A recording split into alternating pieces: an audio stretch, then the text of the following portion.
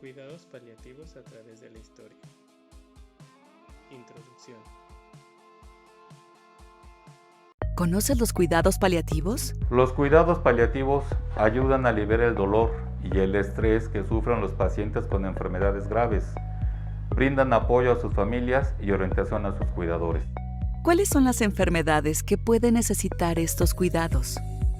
Actualmente, los pacientes en cuidados paliativos pueden estar comprendidos en cualquier especialidad de la medicina, principalmente pacientes con cáncer, con insuficiencias cardíacas, pulmonares, renales, síndrome de inmunodeficiencia adquirida, pacientes con enfermedades neurológicas discapacitantes, entre otras.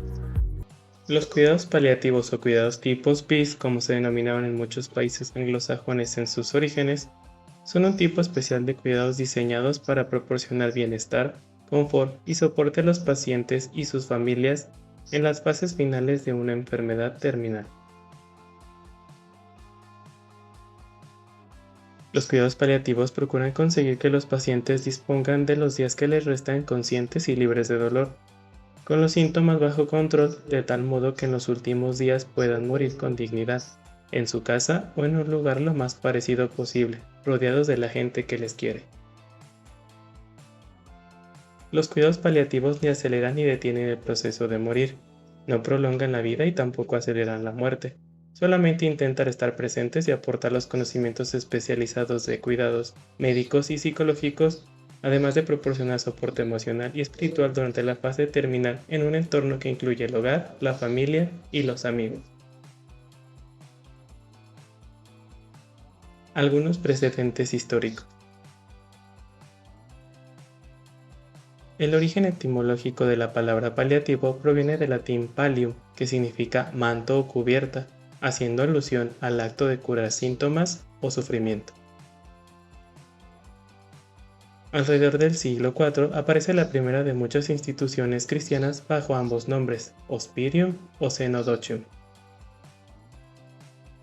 Con el influjo de la cultura cristiana, las cosas cambiaron. En latín, el sentimiento cálido entre el anfitrión, el invitado y el lugar donde se experimenta esa relación fue designado con el nombre de Hospitium. Durante la Edad Media, los hospicios fueron lugares de acogida para peregrinos, los que muchas veces venían gravemente enfermos o moribundos. De esta manera, estos lugares no solo daban refugio y alimento a extranjeros, sino también cuidados a enfermos y moribundos. Los cuidados paliativos tienen sus inicios en la Edad Media en los hospicios franceses, donde las personas que iban de paso encontraban comida y refugio, entre otros cuidados generales. Si estaban enfermos o moribundos, en esa época se empieza a tomar en cuenta la voluntad del moribundo y de sus seres queridos en cuanto a las decisiones relacionadas con la muerte. En Roma, fue erigido en el año 400 a.C. por Fabiola, una discípula de San Jerónimo, en tiempos del emperador Julián el Apóstata, con el fin de atender a los peregrinos que llegaban a Ostia, el puerto de Roma, desde África, Asia y el Este. En el periodo de Constantino, y quizá guiado por su madre Santa Elena, aparecieron instituciones cristianas inspiradas en los principios de la caridad evangélica, a las que se les dio el nombre de hospitales y hospicios. Los primeros se establecieron en el mundo bizantino.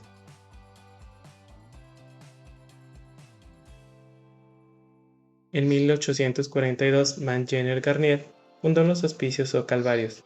Posteriormente, en 1879, aparece Our Lady's Hospice en Dublín y en 1905 St. Joseph Hospice en Londres, ambos frutos de las Hermanas de la Caridad irlandesa.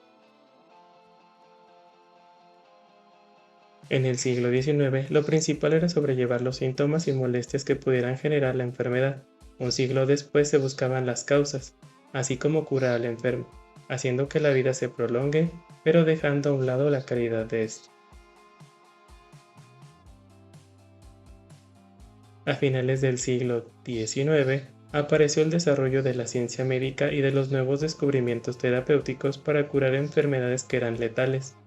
Provocaron un cambio profesional en los médicos pasando de un gran cuidador a asumir un papel autoritario y paternalista. En 1961 nació la Fundación St. Christopher Hospice por Cicely Saunders, una médica líder en investigación de la medicina paliativa. Observó que la tendencia de esconder al moribundo la verdad de su pronóstico y condición y de reemplazar la casa por el hospital como un lugar de muerte.